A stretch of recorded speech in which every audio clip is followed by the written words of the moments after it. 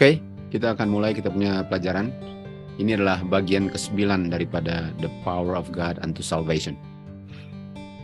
Kita mulai dengan cerita Raja Solomon di 1 Raja-Raja 3 ayat 5 di Gibeon. Solomon dalam tidur pada malam harinya menerima mimpi dari Tuhan, di mana Tuhan mengatakan sesuatu kepada dia yang adalah, mintalah kepadaku apa yang aku mau berikan kepadamu. Jadi itu kayak blank check lah. Kamu sendiri yang isi jumlahnya. Kamu mau apa? Minta aja kamu mau apa. Dan di ayat 9, Sulaiman menjawab, berikanlah kepada hambamu pengertian untuk menghakimi atau memimpin umat-umatmu. Itu yang diminta, pengertian. Dan agar dia bisa membedakan antara yang baik dan yang jahat, ya. Itu yang dia minta. Karena dia butuhkan itu untuk memimpin dan bisa menuntun umat Tuhan berdasarkan hikmat yang diberikan dari Tuhan. Dan Tuhan sangat pleased dengan permintaannya. Karena ayat 11 katakan, karena kamu nggak minta untuk ditambah kamu punya panjang umur, kamu nggak minta untuk kekayaan untuk diri kamu, bukan itu yang kamu minta. Dan kamu nggak minta untuk musuh-musuh kamu disingkirkan, tetapi kamu telah minta pengertian dan bisa membedakan antara baik dan jahat dalam kamu punya judgment. Dan oleh sebab itu diberikan. Jadi Solomon lah seorang yang sangat bijaksana, yang memiliki pengertian dengan wisdom yang kita belajar minggu lalu kan. Di 1 Raja-Raja 3:12, kita lanjut lagi. Katakan, saya akan melakukan sesuai dengan yang kamu minta. Saya telah memberikan wise and an understanding heart. Wisdom dengan understanding. Saya telah memberikan kebijaksanaan dan telah memberikan kepadamu pengertian. Nah, yang berikan ini Tuhan, jangan lupa. Tuhan yang memberikan. Jadi kalau Tuhan yang memberikan, ini bukan main dahsyatnya. Ini bukan dia ke sekolah, lalu dia memperolehnya dari sekolah. Ini yang berikan adalah Tuhan, pencipta semesta alam. Jadi sekarang dia memiliki wisdom, dan dia juga memiliki understanding. Sehingga nggak ada orang seperti dia, atau nggak akan ada orang seperti dia. Karena ini pemberian Tuhan, bukan hasil orang ke sekolah. Kalau orang ke sekolah mungkin bisa ditandingi, tapi kalau pemberian Tuhan nggak bisa ditandingi. Di ayat 1 Raja-Raja 4:30, Sulaiman punya hikmat bertambah-tambah. Sulaiman punya wisdom itu bertambah-tambah, okay? Excel wisdom. Dari semua orang-orang yang tinggal di sebelah timur, dari orang-orang di sebelah Mesir, dialah yang paling memiliki hikmat. Dia wiser, lebih bijaksana dari semua manusia. Okay. Dan inilah dia punya contoh tempat-tempat orang-orang yang dibandingkan itu, dialah yang paling wise. Dan dia mulai dikenal di sekitar bangsa-bangsa. Di bangsa-bangsa sekitar dia mulai dikenal. Dan dia dikenal karena dia punya wisdom. Karena dia punya hikmat.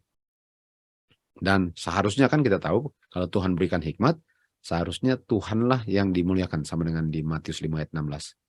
Di saat ada good works yang adalah hasil pekerjaan Roh Bapa dalam kehidupan manusia, seharusnya Bapalah yang dimuliakan. Jadi wisdom dengan understanding yang diberikan kepada Solomon ini, dengan catatan Tuhan dimuliakan melalui dia punya wisdom dengan understanding. Sehingga dia sekarang sudah sangat populer, sudah dikenal di kalangan bangsa-bangsa di sekitar dia. Dia bisa berbicara 3.000 Proverbs. Proverbs itu pepatah ya, atau Amsal, buku Amsal. Dia yang tulis buku Amsal kan. Dan buku Amsal penuh dengan hikmat, kita tahu. Dan dia tahu 1005 lagu-lagu ya. Tentu saja lagu-lagunya sangat mantap juga ya kalau lagu-lagu ini dibuatnya berdasarkan hikmat yang dari surga. Dia bisa bicara tentang pohon. Nah, mungkin orang di dunia setelah itu bisa bicara tentang pohon, tapi kalau dia bicara tentang pohon, orang akan duduk dan dengar. Dari pohon cedar di Lebanon ke hyssop, dia bisa bicara tentang binatang-binatang, tentang burung-burung, tentang binatang-binatang yang merangkak. Dia bisa bicara tentang ikan-ikan. Jadi kalau dia bicara tentang ikan itu dia mengerti sekali. Pohon dan binatang, burung, ikan, semua yang merangkak, dia sangat mengerti. Karena dia memiliki hikmat dan pengertian dari surga. Dan semua orang datang untuk mendengar dia punya wisdom. Dan raja-raja bumi datang untuk mendengar dia punya wisdom. Artinya, raja-raja dunia datang untuk mendengar wisdomnya Tuhan dengan understandingnya Tuhan yang disalurkan melalui Solomon, kan? Karena ini Tuhan punya wisdom yang diberikan kepada Solomon ini. Jadi orang datang. Jadi kalau kita lihat bahwa kita bicara tentang Tuhan ya, kalau kita bicara tentang Tuhan berdasarkan pengertian yang benar, orang akan datang dengar, itu kuncinya. Tapi ya kalau kita bicara sesuatu yang enggak ada wisdomnya dari surga, pantas orang enggak tertarik mendengar. Kecuali memang dia enggak suka hal-hal surgawi kan. Jadi semua orang mulai datang dan mau mendengar dia punya wisdom. Nah, kutipan berikut ini, kita lihat, Sulaiman punya hati, atau dia punya pikiran saking bijaksananya, teringat Lucifer di surga kan, sangat bijaksana, turn from God, berpaling dari Tuhan, di mana dia memperbanyak bagi dirinya istri-istri dari bangsa-bangsa penyembah berhala. Tuhan telah melarang dia untuk kawin antar jenis kepercayaannya, antar imannya, interfaith. Tuhan sudah larang itu. Kan? Karena Tuhan sudah membuat dia sudah disanctify, sudah dipisahkan. Tapi dia tetap melakukannya. Dan dia punya istri-istri ini yang banyak sekali. Membuat dia sekarang menyembah other gods. Jadi bisa lihat, hikmat itu hanya mantap kalau kita sembah Tuhan. Tapi kalau gara-gara hikmat itu akhirnya kita sembah other gods, enggak mantap kan? Dan hatinya enggak sempurna dengan Tuhan dia punya God. Jadi kita bisa lihat apa yang terjadi dengan Sulaiman yang penuh dengan hikmat dengan pengertian. Sekarang sudah hilang hikmat pengertiannya kalau dia sekarang sudah melakukan sesuatu yang sangat bertentangan dengan kehendak Bapa di surga. Sudah sangat bertentangan.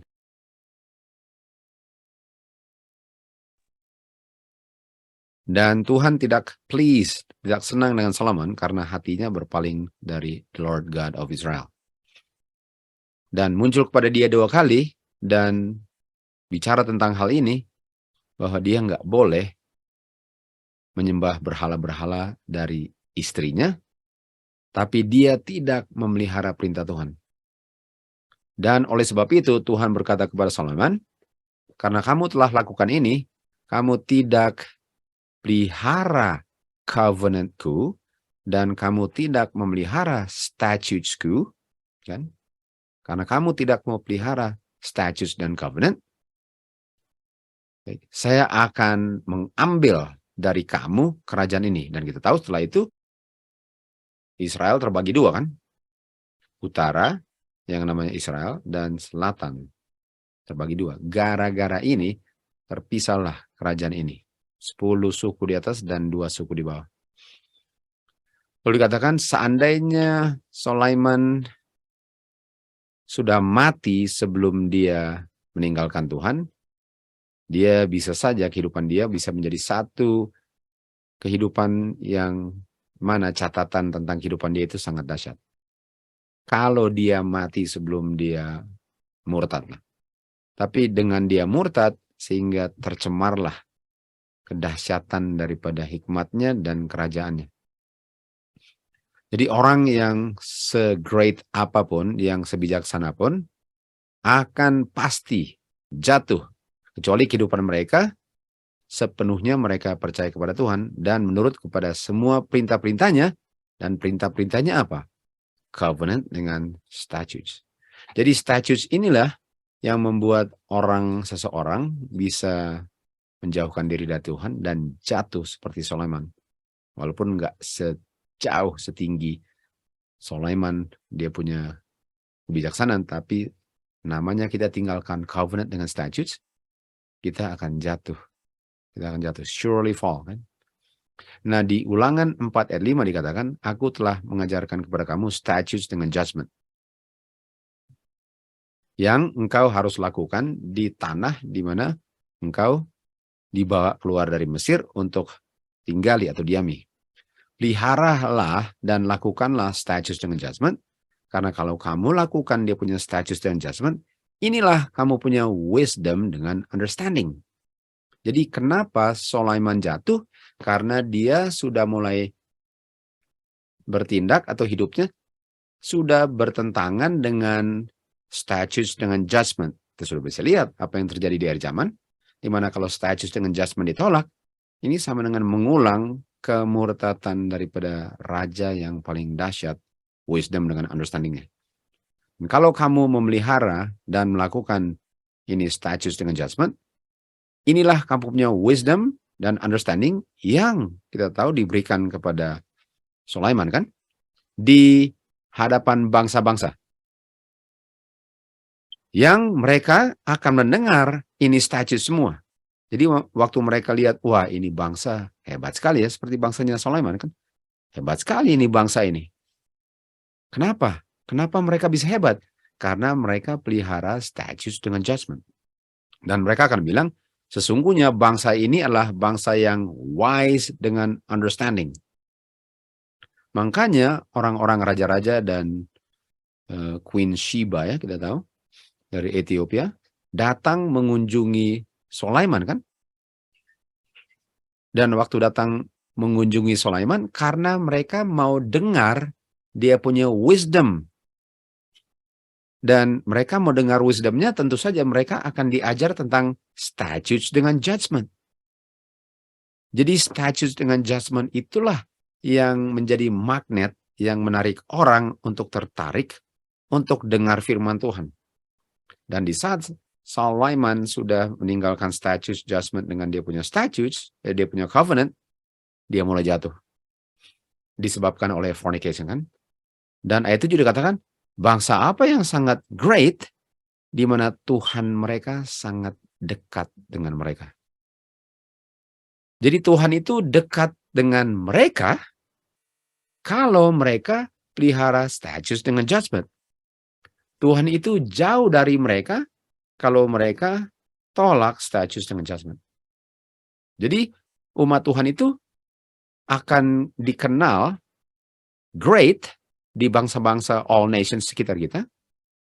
Dan mereka akan tertarik untuk mendengar pekabaran malaikat ketiga kalau umat Tuhan pelihara statutes dengan judgment. Dan kita tahu kalau fall apa? Babylon. Fail, gagal, fall sama. Surely fall, surely fail. Dan yang akan jatuh Babylon. Babylon apa? Tolak statutes dengan judgment. Dan Tuhan tidak dekat, tapi Tuhan jauh dari mereka. Oke, kita lanjut di sini. Di Keluaran 20 ayat 19 kita lihat. Waktu Tuhan sudah selesai berbicara 10 hukum. Dan 10 hukumnya di Keluaran 20. Mulai ayat 3-17. Waktu Tuhan sudah selesai. Kita tahu umat Tuhan bilang kepada Musa, kamulah yang bicara dengan kami dan kita akan dengar. Jangan biarkan Bapa bicara kepada kami, nanti kita mati.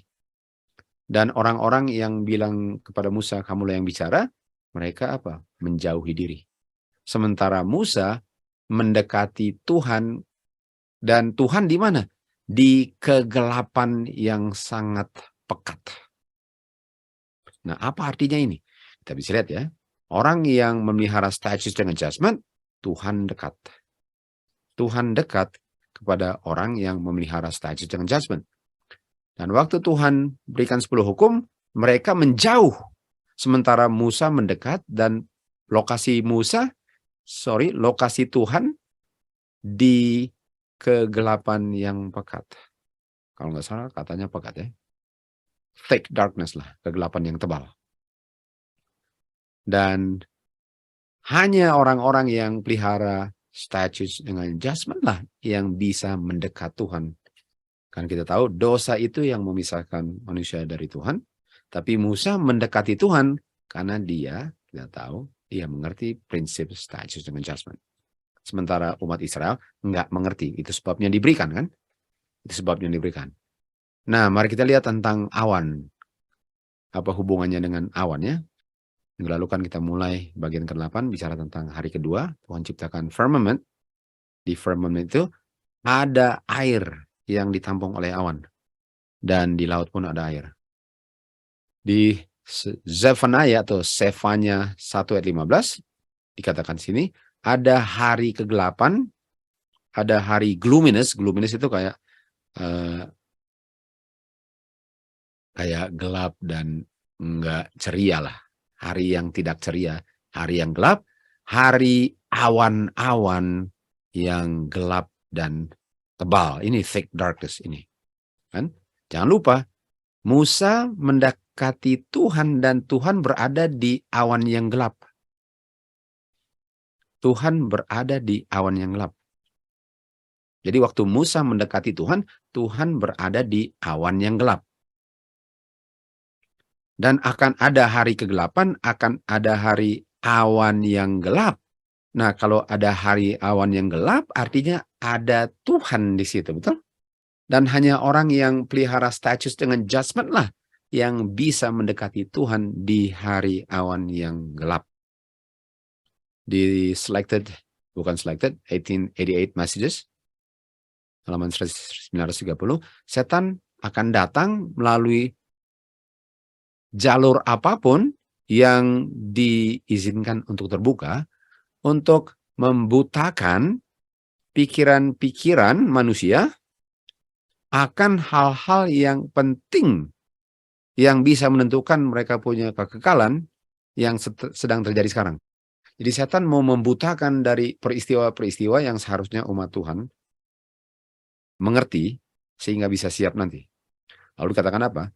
Kalau dia bisa be cloud itu ialah untuk membuat pikirannya nggak bisa lihat kayak ada awan yang gelap gitu. Karena ada kata apa di be cloud? Cloud. Ada kata cloud ya. Dan cara untuk bikin be clouds pikirannya ialah untuk membutakan pikiran mereka. Membutakan pikiran mereka itu pikirannya di cloud. Dan pekerjaannya akan tercampur ragi. Kita tahu ragi adalah lambang daripada dosa, salah satu lambang daripada dosa kan. Jadi di hari-hari yang gelap bisa saja orang itu sama dengan orang-orang Israel yang mereka malahan nggak bisa lihat Tuhan. Karena mereka punya pikiran yang dibutuhkan itu sudah be cloud. Yang mereka lihat adalah awan yang gelap. Sementara Musa menuju ke Tuhan di awan yang gelap. Dan orang Israel lihat awan gelap, malahan mereka menjauh. Perbedaannya apa?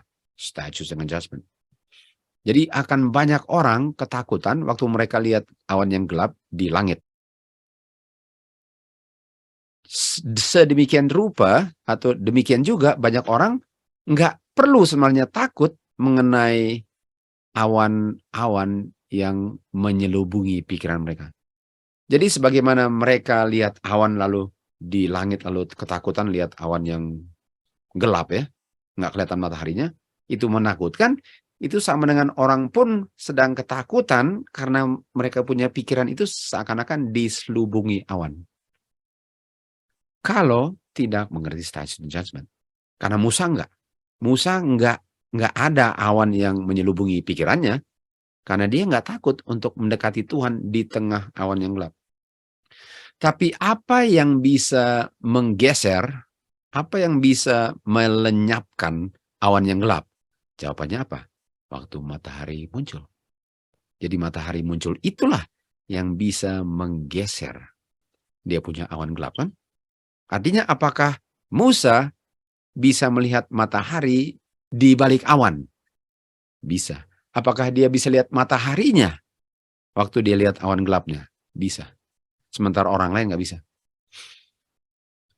Oke, di Maleakhi 4 ayat 2 dikatakan, matahari righteousness akan muncul dengan penyembuhan. Artinya, kalau saya bisa lihat righteousness, matahari righteousness, righteousness itulah yang menyebabkan saya bisa mendekati awan yang gelap tanpa rasa takut. Jadi dari kegelapan muncul terang. Dari gelap muncul terang. Jangan lupa, dari gelap, let there be light. Dari gelap muncul terang. Jadi nggak perlu umat Tuhan takut akan kegelapan. Kalau Tuhan bisa munculkan matahari righteousness dari kegelapan. Musa nggak takut lihat awan gelap. Umat Israel yang melanggar status dengan judgment lah yang sedang ketakutan. Nah, apalagi yang dari terang, dari gelap dan terang. Dikatakan di sini di 2 Petrus 1:19 dikatakan, seperti terang yang menyinari tempat yang gelap. Kita tahu Agustus 15, 1844 itu midnight cry kan? Dan seperti matahari terbit dalam hati kamu. Matius 25:10. Kita tahu di zaman William Miller, Agustus 15, 1844 itu midnight cry. Jadi di tempat yang gelap muncul terang pekabaran. Dan waktu matahari terbit dan sudah tinggi di langit, Matius 25:10, waktu tutup pintu, orang-orang yang melihat terang itu masuk bilik Maha Suci melalui iman di Ka'bah di surga. Dan apa itu terang yang menerangi tempat yang gelap? A more sure word of prophecy.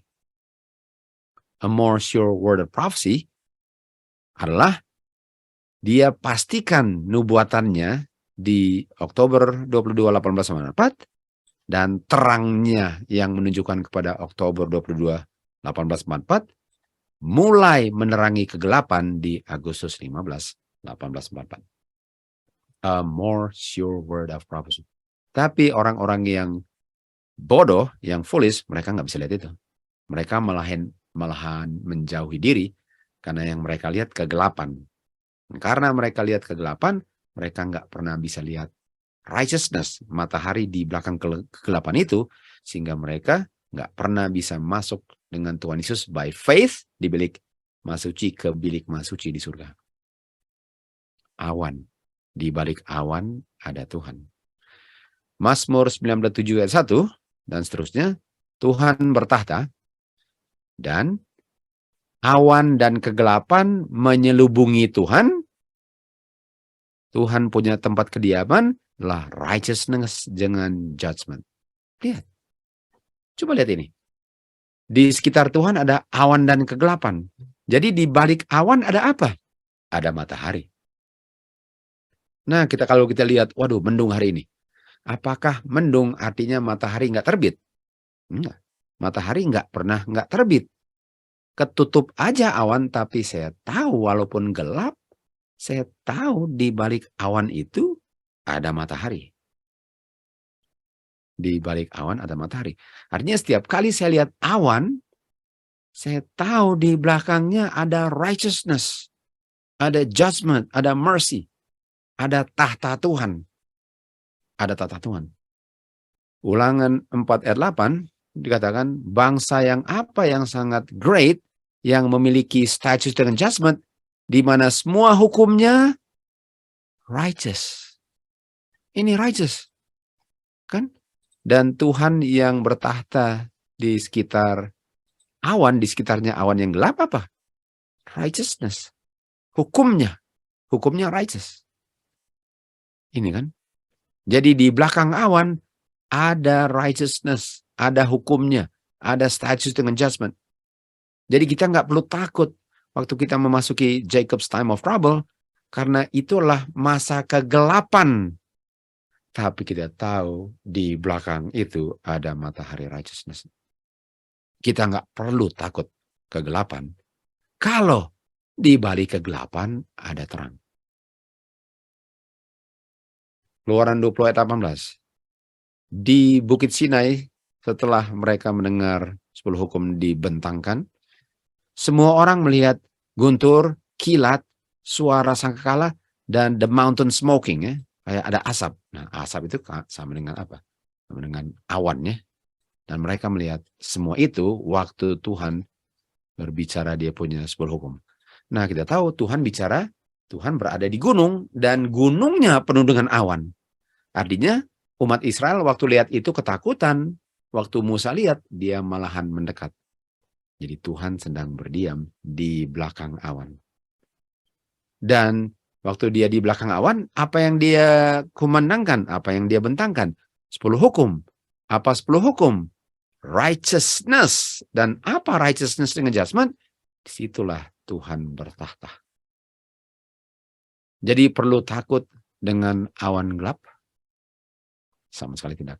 Sama sekali tidak perlu takut waktu lihat awan gelap. Nah, kalau itu Keluaran 20, Keluaran 19, chapter sebelumnya apa yang terjadi?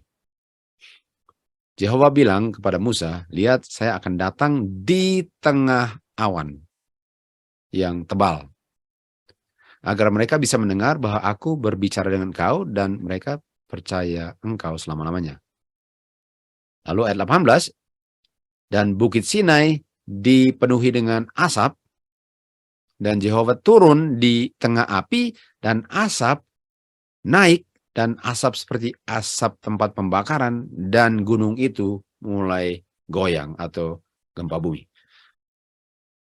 Jadi kita bisa lihat, di semua hal-hal kayak bencana alam, ada gempa bumi, ada asap, ada suara kilat, ada guntur, siapa di belakangnya?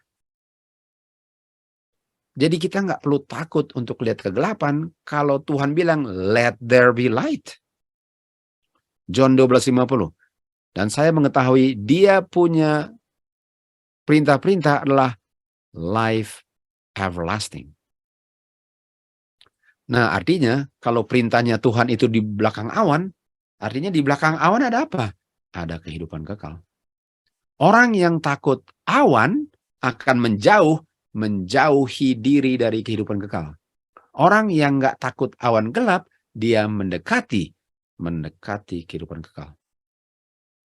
Nah, apa itu life? Apa itu life everlasting? John 1:4 bilang, life adalah light, terang. Di belakang awan ada apa? Ada terang. Mari kita lihat di Kejadian 1, 2, dan 3. Bumi ini gelap. Gelap. Setiap kali ada gelap, ada apa? Tuhan bilang, let there be light. Bukankah ini adalah satu pengharapan bagi umat Tuhan yang hidup di dunia yang penuh dengan kegelapan moral dan akan memasuki Jacob's time of trouble yang gelap moralnya? Tapi walaupun gelap separah apapun, kita tahu di belakangnya ada terang. Di mana ada ancaman kematian, di belakang ancaman itu ada kehidupan kekal. Itu awan. Itu artinya mengerti hari kedua punya awan. Di Matius 25 tadi kita baca, pada tengah malam, gelap, ada suara yang dikumandangkan. Suara itu apa? Firman. Firman apa? Life. Life apa? Terang. At midnight, there was light. Behold, the bridegroom cometh. A more sure word of prophecy. Kan? Matius 27 ayat 45. Pada jam ke-6 ada kegelapan. Jam ke-6 itu jam 12 siang ya. Kita tahu Tuhan Yesus sudah dipakukan kayu salib. Jam ke-6 dan ada kegelapan menyelubungi seluruh tempat di daerah Judea itu. Gelap, gelap sekali. Sampai jam ke-9 atau sekitar jam 3 siang. 3 jam gelap. Dan ayat 46, dan jam ke-9 Tuhan Yesus berseru dengan suara yang nyaring. Jangan lupa, suara nyaring ini nih. Matius 25 ayat 6 kan. suara yang nyaring di tengah kegelapan. Tuhan Yesus di kayu salib, suara nyaring di tengah kegelapan. Dia bilang apa? Ilai, Ilai, lama sabachthani. Atau, my God, kenapa engkau telah meninggalkan aku? Tuhan Yesus rasa terpisah dari Bapanya. Tuhan Yesus nggak pernah terpisah dari Bapanya. Sebelum ada yang diciptakan pun sudah sama-sama. Untuk pertama kalinya dalam sejarah kehidupan anak Bapa terpisah dengan Bapanya. Dan yang memisahkan Tuhan Yesus dari Bapa apa? Kita baca terus di Signs of Times. Jam ke-6 tiba, ada kegelapan di seluruh tanah situ sampai jam ke-9. Bukan kegelapan itu hanya menyelubungi sekitar kayu salib, tapi kegelapan itu di seluruh daerah itu. Jadi bukan di kayu salib saja gelap, di seluruh Judea itu gelap. Lalu apa yang dibilang sini? Bapa berdiam di tengah kegelapan. Dia menyembunyikan kemuliaannya dari mata manusia. Bapa dengan malaikat-malaikat surga sedang sedang mengelilingi kayu salib yang penuh dengan kegelapan. Bapa sangat dekat anaknya. Jadi waktu anak bilang, Bapa, kenapa engkau telah tinggalkan aku? Kenapa? Karena ada kegelapan. Dan Tuhan Yesus ini sedang memikul dosa. Dan dosa itu memisahkan dia dari Bapa. Tapi sementara itu pun, Bapa di samping Tuhan Yesus, tapi saking diselubungi dengan kegelapan, Tuhan Yesus nggak bisa lihat itu. Tapi ada nggak Bapanya di samping situ? Ada. Awan iman ini namanya. Bapa di samping Tuhan Yesus dan malaikat-malaikatnya. Dan Bapa tidak mau mengungkapkan dirinya kepada anaknya atau kepada manusia sekalipun. Karena seandainya ada satu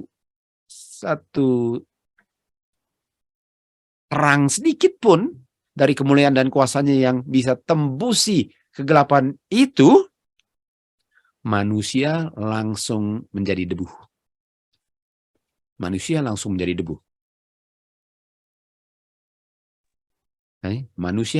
langsung menjadi debu.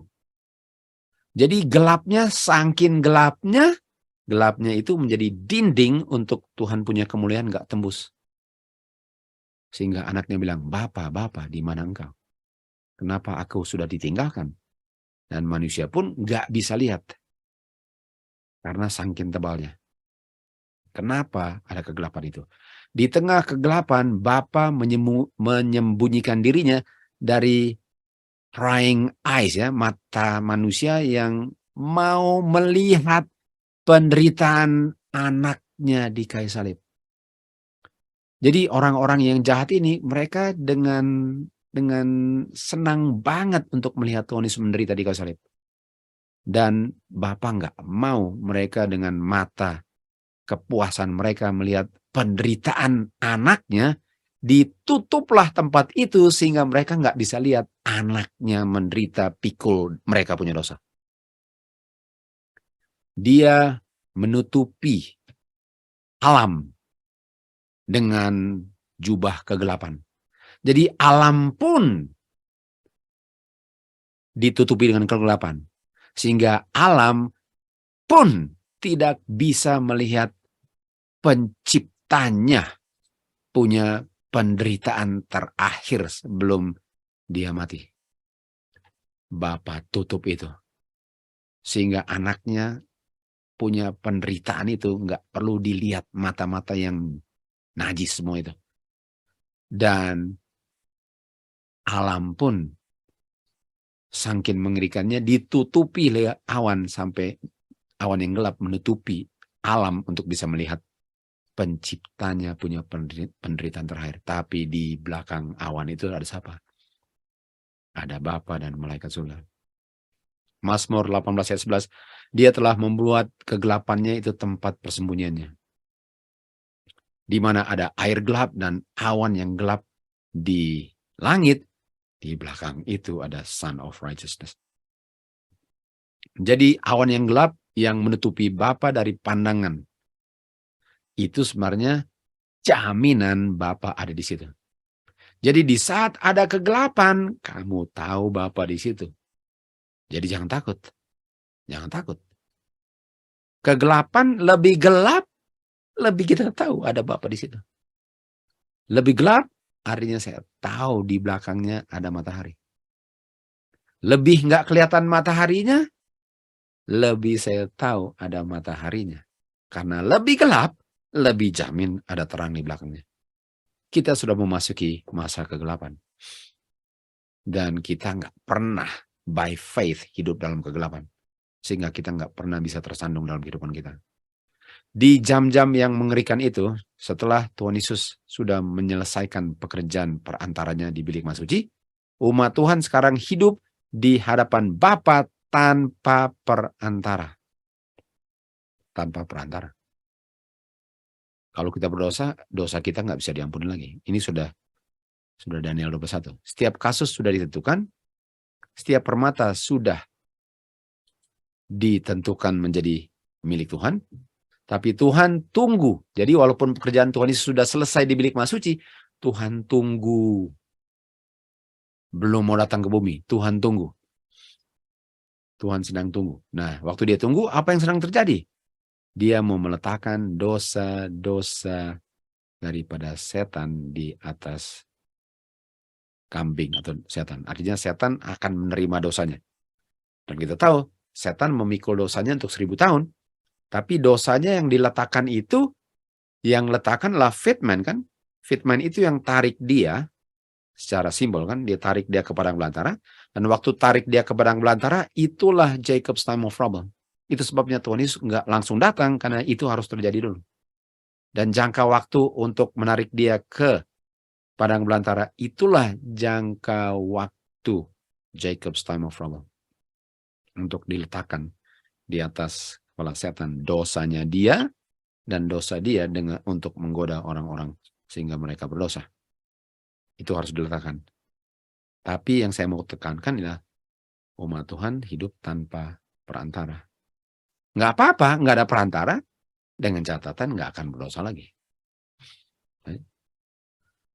Waktu protection, daripada hukum negara yang protect manusia ya, ditarik dari mereka yang menghormati hukum Tuhan.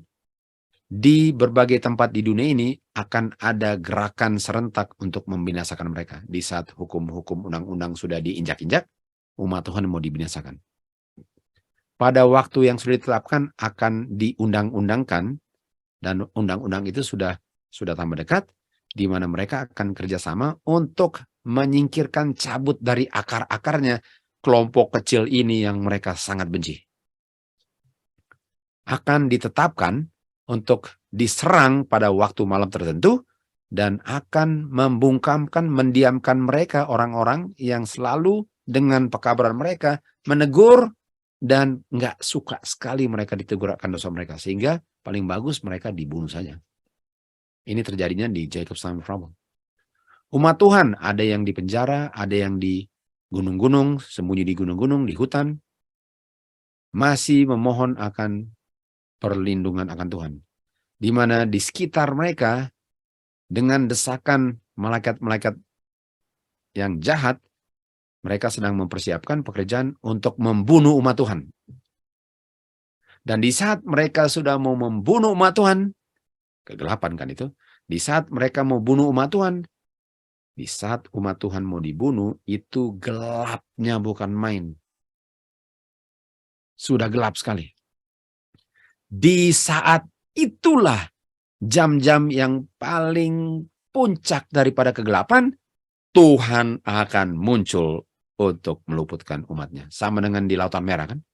Di saat mereka sudah kejepit, Lautan Merah,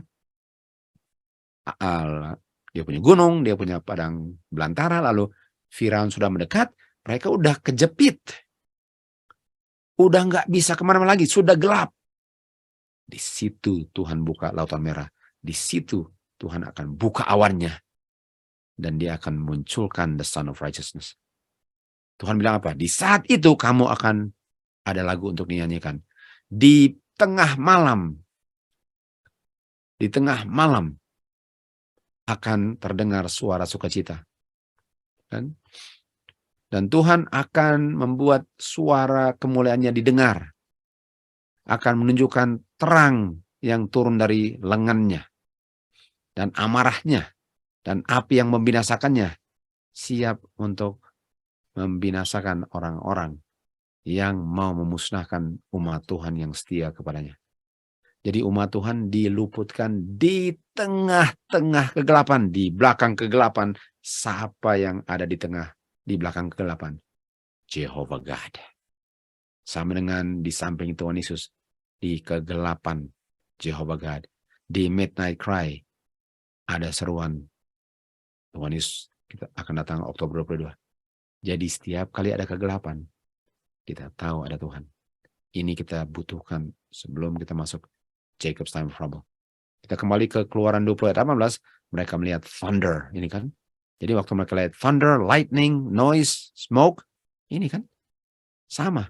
Di time of trouble nanti. Mereka lihat tempest, hailstone, fire, lightning. Sama. Lalu waktu mereka lihat itu apa? Di Sinai. Mereka mundur. Musa yang mendekat. Musa mendekat. Jadi, di saat di time of trouble nanti, di saat mereka datang dan mengakibatkan kegelapan di dunia ini, di mana umat Tuhan gara-gara memelihara hukum Tuhan mau dibunuh, itu kegelapan, Tuhan kasih tunjuk thunder, lightning, fire, terang, semua kan, suaranya, midnight cry kan, a cry made. Di saat itu, mereka apa? Pas mereka mau bunuh, apa yang terjadi? Mereka mundur. Dengan seruan-seruan kemenangan dan olok-olokan dan kutukan, orang-orang jahat ini sudah sekarang merencanakan dan sedang menyerang umat Tuhan. Di saat itu tiba-tiba ada kegelapan yang sangat gelap. Lebih gelap daripada kegelapan malam menimpa bumi ini. Dan tiba-tiba muncul rainbow. Rainbow itu pelangi, diterangi dengan kemuliaan dari tahta Bapa dan menyelubungi langit dan menyelubungi umat Tuhan yang sedang berdoa dan sedang dikepung untuk dibunuh di tengah kegelapan. Orang-orang jahat tiba-tiba berhenti di tempat, sama dengan di Sinai. Mereka lihat, dengar suara Tuhan, dengar thunder, mundur kan? Tiba-tiba olok-olokan mereka diam di tempat. Tujuan mereka untuk bunuh dilupakan. Rencana mereka yang jahat ini, kan, mereka melihat dengan ketakutan simbol daripada covenant Tuhan, dan bagaimana mereka ingin sekali untuk sembunyi dari terang yang sedang menerangi umat Tuhan. Padahal tadinya mau apa? Dengan ganas mau bunuh umat Tuhan, tiba-tiba Tuhan muncul di tengah kegelapan. Mereka langsung mundur, sama dengan di Sinai. Sama dengan di Midnight Cry yang foolish virgins langsung mundur kan. Sedangkan yang wise virgins maju terus. Sama dengan Musa, pas gelap dia maju. Dan Kejadian 9:11, apa itu dia punya tanda covenant rainbow? Di Kejadian 9:11 dikatakan, saya akan establish saya punya covenant. Dan inilah tanda daripada saya punya covenant. Saya akan membuat pelangi di awan. Dan waktu umat Tuhan datang, waktu umat Tuhan mau dibinasakan, lalu muncul terang dan orang-orang yang takut mundur sama dengan di Sinai, sedikit lagi kita lihat apa di langit? Awan. Siapa duduk di atas awan? Juru selamat kita. Selalu Tuhan munculnya dengan awan. Setiap kali ada awan, itu mengingatkan akan kuasa Tuhan. Dengan by the people of God a voice, okay? Di samping umat Tuhan ada suara yang jelas dengan merdu yang terdengar. lihat ke atas. Sementara mereka mengepung umat Tuhan, lihat ke atas. Dan waktu mereka lihat ke atas, mereka lihat the bow, pelangi. Dan awan yang ganas dan sangat gelap ini yang menutupi langit, firmament, hari kedua, awan terbelah. Seperti Stefanus. Waktu dia lihat ke langit, dia melihat kemuliaan Bapa dan anak manusia duduk di atas tahtanya. Di dalam kemuliaannya, bentuk yang mereka lihat adalah tanda dia punya humiliation, penghinaan. Jadi mereka bisa lihat bagaimana Tuhan Yesus yang mereka pakukanlah di zamannya Stefanus ya. Ini dia yang sedang berdiri.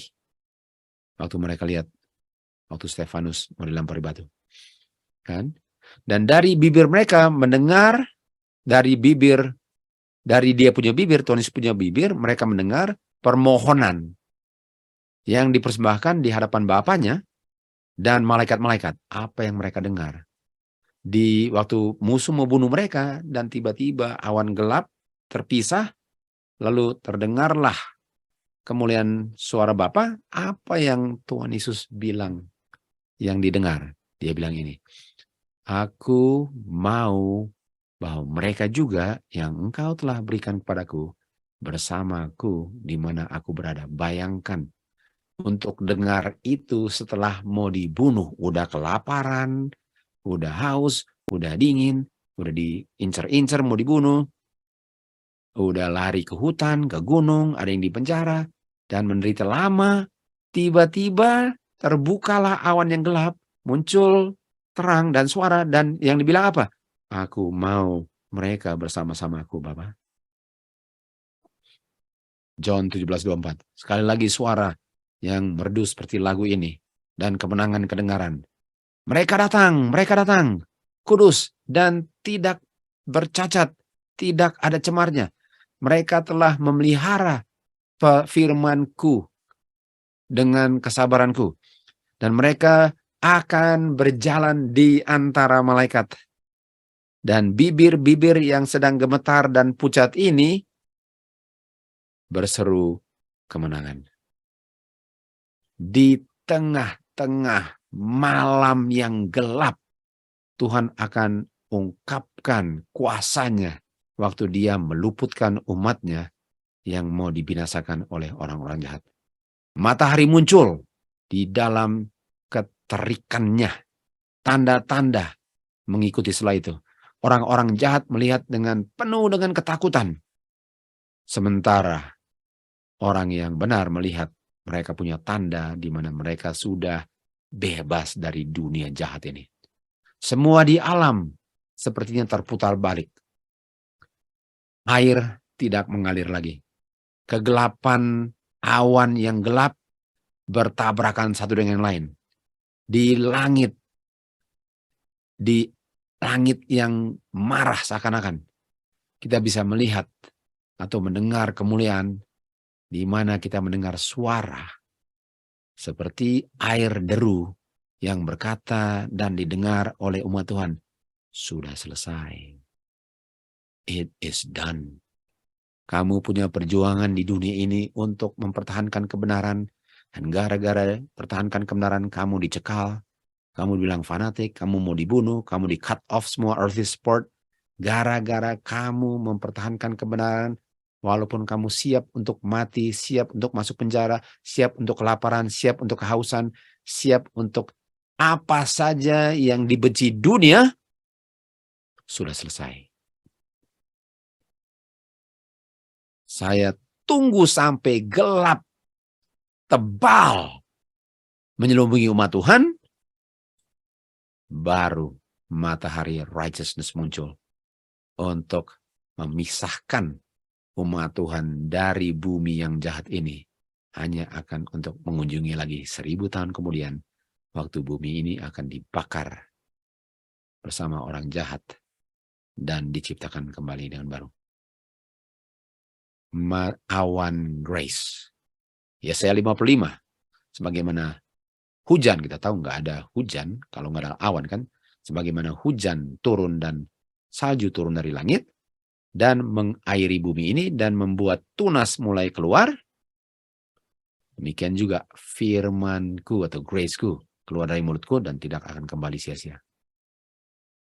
Jadi bisa lihat hari kedua ada awan, firmament, itu sama dengan apa?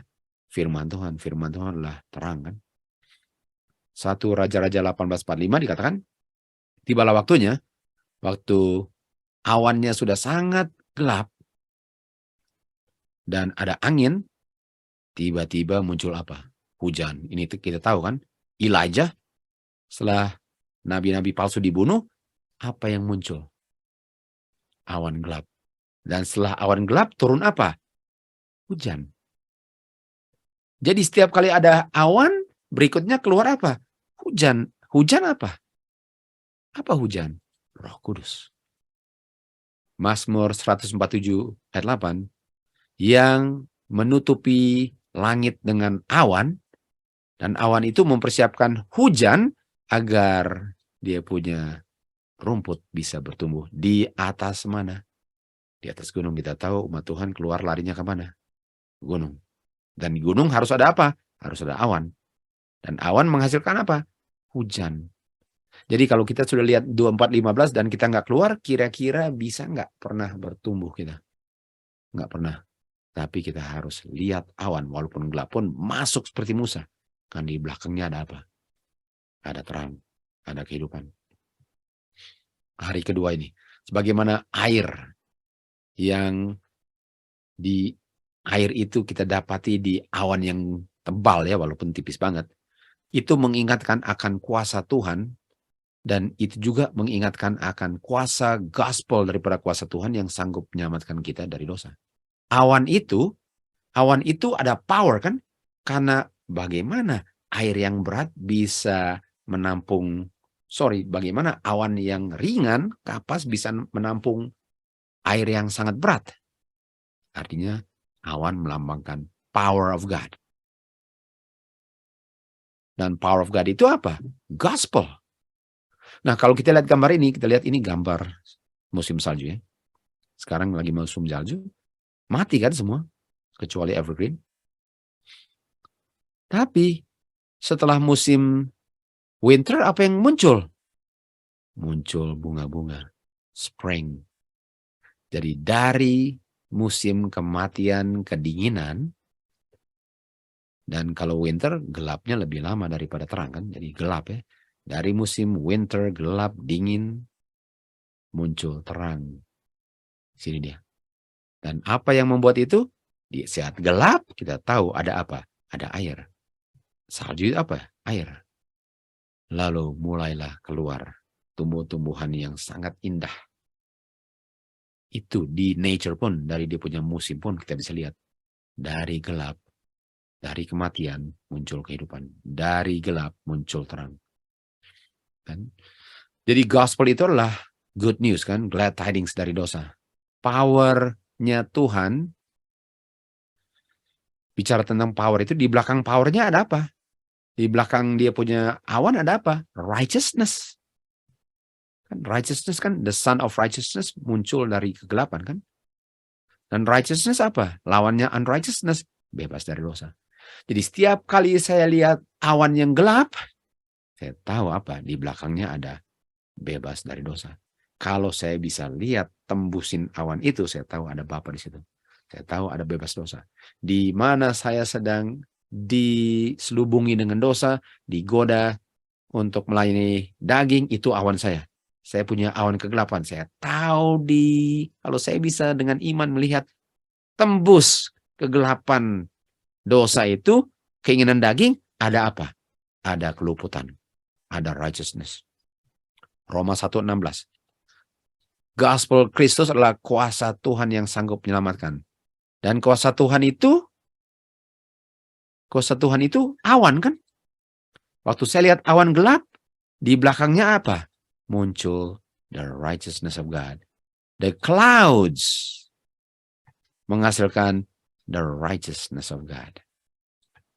Di mana ada awan, kita tahu ada matahari. Ada hujan yang siap untuk memenuhi kebutuhan orang. Dan kita tahu kita bicara tentang spiritual sekarang. spiritual things. Kita tahu kondisi manusia di Roma 3:10 adalah apa? Nggak ada yang righteous, gelap. Tidak ada yang mengerti, gelap. Tidak ada yang cari Tuhan, gelap. Semua gone out of the way, gelap. Semua unprofitable, gelap. Nggak ada yang baik, semua gelap. Semua gelap. Jadi anggap ini ayat 10, 11, 12, awan yang gelap di langit. Ada awan yang gelap di langit. Tapi dari awan yang gelap di langit akan ada apa? Ada akan drop down, turun, cometh down. Akan turun dari awan yang gelap, apa? Hujan righteousness. Hujan keselamatan. Lalu tumbuhlah tumbuhan-tumbuhan righteousness. Dan dipanenlah waktu Tuhan datang. Saudara-saudara, penting sekali untuk saya bisa melihat kuasa Tuhan di hari kedua penciptaan. Di langit, di awan, di hujan. Semua itu menceritakan tentang kuasa Tuhan yang sanggup menyelamatkan. Sama dengan air turun, Yesaya 5:5 bilang, hujan turun, sama dengan firman Tuhan turun.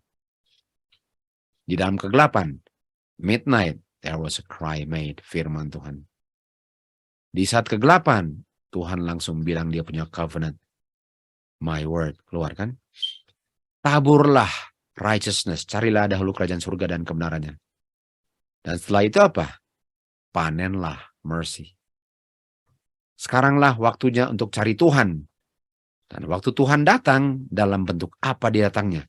Dia datang atau come down. Hujan righteousness.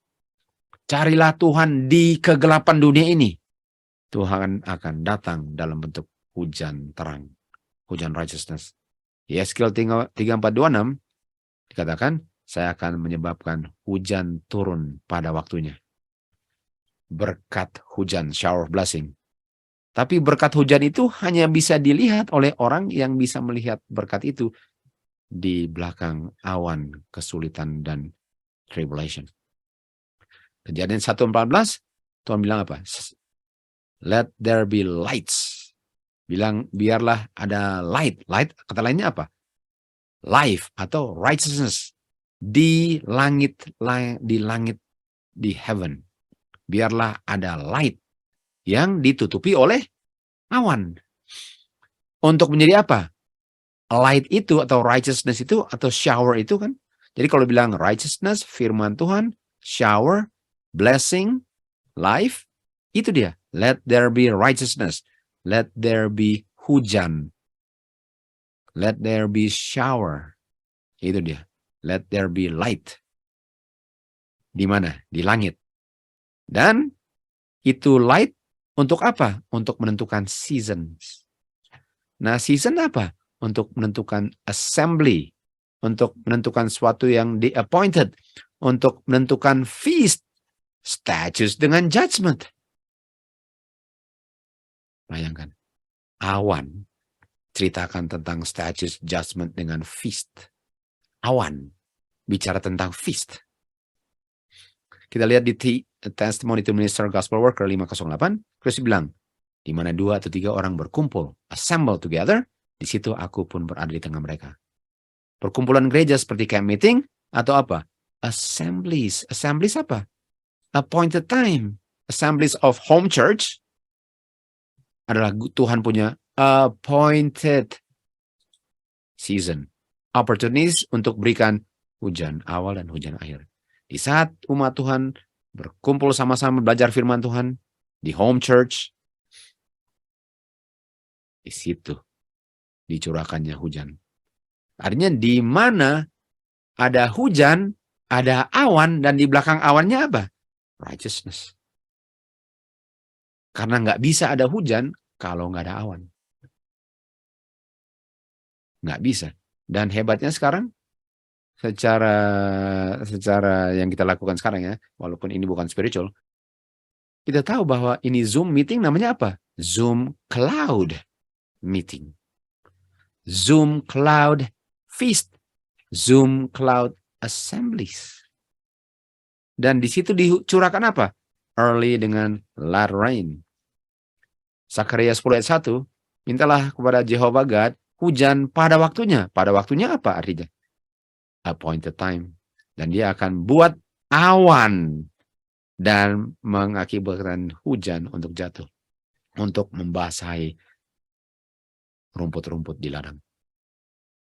Hari kedua menunjukkan kuasa Tuhan, berkat Tuhan yang dimuncurkan. Kalau saya ada iman, saya bisa lihat di belakang kegelapan selalu ada keluputan. Tuhan izinkan saya untuk memasuki awan pencobaan yang gelap. Dan hanya dengan imanlah saya bisa bersukacita dalam kegelapan. Karena saya tahu Tuhan sangat dekat dengan saya. Walaupun saya nggak bisa lihat karena ada awan kegelapan. Oke, Matius 24 ayat 32. Belajarlah perumpamaan daripada pohon ara, di mana cabangnya sudah mulai lembut dan mulai kasih keluar dia punya daun-daun. Kamu tahu sedikit lagi sudah mau musim panas, musim panen. Tutup pintu. Demikian juga, waktu kamu lihat semua hal ini, nah sekarang saya tanya, apa yang membuat dia punya daun keluar? Hujan. Karena ini terjadinya di spring, dan spring itu apa? Spring showers. Jadi waktu kamu lihat daun-daun mulai keluar, itu karena hujan. Artinya waktu kamu lihat hujan, dan di mana Tuhan curahkan hujannya? Appointed time, assemblies. Di saat kita belajar tentang assemblies, di saat kita belajar tentang Holy Convocation, di saat kita belajar feast untuk kita bisa gather together, itu musim aja. Musim apa? Musim hujan. Di saat kamu lihat dia punya pucuk mulai keluar, spiritualnya apa? Di saat kamu lihat hujan dicurahkan di assemblies, di feast. Di saat kamu lihat itu, kamu tahu summer, tutup pintu, sudah dekat, sudah di ambang pintu. Dan generasi yang lihat ini tidak akan berlalu sampai kedatangan Tuhan Yesus. Langit dan bumi bisa lenyap. Firman Tuhan yang bilang ini nggak pernah akan gagal. Di saat Tuhan mulai curahkan, tapi curahkannya dengan catatan umat Tuhan mengerti apa? Feast, assemble. Di saat itu, ketahuilah waktunya sudah dekat. Walaupun tidak seorang pun mengetahui jam dan hari kedatangannya, kita diinstruksikan, dituntut untuk mengetahui sudah dekatnya. Dan kalau kita nggak tahu dan nggak mau tahu, dan nggak peduli untuk tahu bahwa sudah dekat waktunya, artinya kalau saya nggak tahu, nggak mau tahu, dan nggak peduli untuk tahu, udah pasti saya nggak peduli untuk assemblies. Dan kalau saya nggak assembly, saya nggak dicurahkan hujan. Bisa saja karena saya lihat awan dan ketakutan. Dengan ketakutannya, saya nggak masuk ke awan. Saya nggak bisa lihat di belakang awan ada matahari, sun of righteousness. Maleakhi 4:2. Dan di saat saya menolaknya, fatal. Fatal. Jadi kalau saya nggak bisa lihat ini dan caranya untuk menerima hujannya di musim hujan ialah untuk assemble, fatal. Seperti orang-orang yang hidup zaman Nuh, mereka nggak tahu tiba-tiba sudah turun banjir. Lukas 21:36. Oleh sebab itu apa? Watch ye therefore. Lihatlah tanda-tandanya, karena semuanya itu appointed time. Lihatlah tanda-tandanya. Karena kalau kamu lihat tandanya, kamu tahu sudah dekat, kamu mempersiapkan diri, karakter, siap. Mulai dibicarakan, direnungkan, melihat kasih Bapa. Hanya kasih Bapa lah yang bisa membuat orang gak takut untuk menghadapi kegelapan. Karena kegelapan itu hanyalah kegelapan yang menakutkan kalau saya gak bisa lihat God di belakangnya. Tapi kalau saya tahu di gelap ada Bapa di situ sedang tunggu untuk kegelapannya menjadi gelapan tengah malam. Dan di saat gelapnya bukan main, saya tahu sudah mau muncul anak manusia di awan-awan. Tuhan Yesus mengatakan, lihatlah ke awan, sering-sering lihat ke awan, dan renungkan, karena itulah keselamatan.